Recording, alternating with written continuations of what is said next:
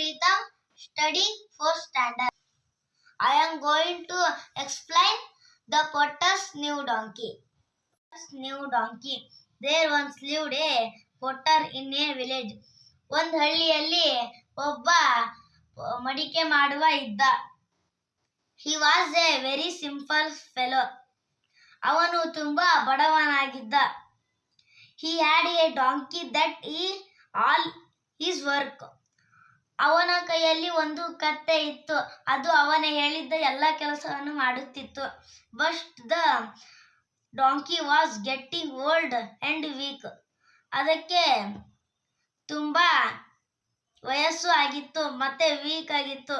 So the potter decided to buy another donkey to give rest to his old donkey.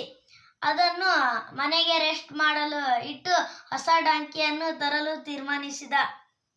Every Friday a cattle market was held at some decrent of the potter's village. ಅವನು ಹಳ್ಳಿಯಿಂದ ಬಂದು cattle ಮಾರ್ಕೆಟಿಗೆ ಹೋದ. Beside cows and buffaloes, people brought their donkeys and horse also to this market. ಆ market ಅಲ್ಲಿ ಕೌಗಳು ಮತ್ತೆ ಎಮ್ಮೆಗಳು ಮತ್ತೆ ಜನರು ಅಂಡ್ ಕತ್ತೆಗಳು ಮತ್ತೆ ಹಾರ್ಸ್ಗಳು ಇದ್ದವು. One day the potter rode his donkey and reached and cattle market. ಅವನು ಕ್ಯಾಟಲ್ ಮಾರ್ಕೆಟ್ಗೆ ಹೋದ. ಅಲ್ಲಿ there were a lot of donkeys of sale. ಅಲ್ಲಿ ಬಹಳ ಕತ್ತೆಗಳನ್ನು ಮತ್ತು ಕುದುರೆಗಳನ್ನು ಮಾರುತ್ತಿದ್ದರು. The potter examined many of them. ಅವನು ಎಲ್ಲವನ್ನು ಪರೀಕ್ಷೆ ಮಾಡುತ್ತಿದ್ದನು. At last he chose a donkey that looked cute and healthy.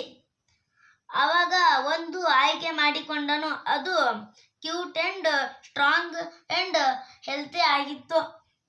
The potter paid its price and put a new rope around its neck. ಅವನು ಒಂದು ಹಗ್ಗವನ್ನು ಕುತ್ತಿಗೆಗೆ ಹಾಕಿಕೊಂಡು ಬಂದನು. Then he led his new donkey behind him as he rode back on his old donkey. ಹಳೆಯ ಕತ್ತೆ ಮೇಲೆ ಕುಂತು ಮತ್ತೆ ಒಂದು ಹಗ್ಗವನ್ನು ಹೊಸ ಕತ್ತೆ ಮೇಲೆ ಕತ್ತೆ ಕೊಳ್ಳಿಗೆ ಹಾಕಿ ಅದನ್ನು ಹಿಂದೆ ಹಿಡ್ಕೊಂಡನು.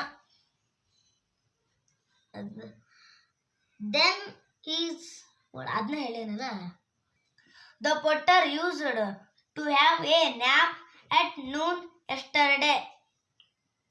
ಅವನು ಒಂದು ನ್ಯಾಪ್ ಅಂದ್ರೆ ಅಲ್ಲಿ ಮಧ್ಯಾಹ್ನ ಅವನು ತುಂಬಾ ನಿದ್ರಿಸುತ್ತಿದ್ದನು.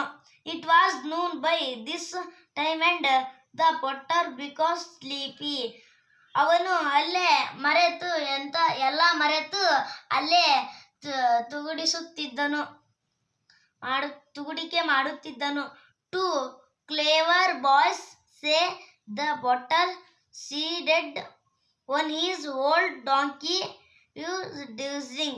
ಓಲ್ಡ್ ಡಾಂಕಿ ಮೇಲೆ ಕುಂತು ತುಗಡಿಕೆ ಮಾಡುತ್ತಿದ್ದನು. One of them slowed up Cutie behind the other donkey. Thank you.